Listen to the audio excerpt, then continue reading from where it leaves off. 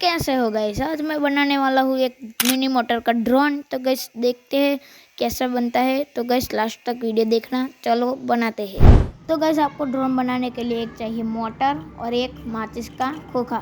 तो गाइस आपको पहले इस तरह लगा देना है, अंदर से वो काट कर निकाल कर, माचिस का खोखा निकाल कर। तो गाइस ऐसे करके फिट कर देना है। आगे आगे मैं सिखाता हूँ, रुक जाओ।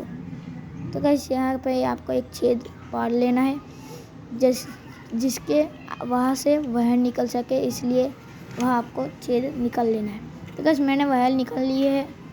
तो गाइस अब वहाँ मैं सेलो टेप लगा लेता हूँ।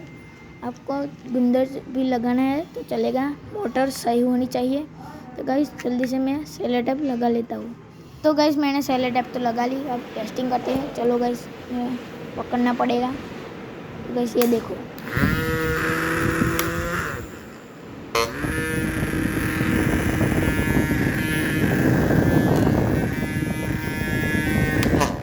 तो गाइस चलो यहाँ पे भी स्टार्ट करते हैं।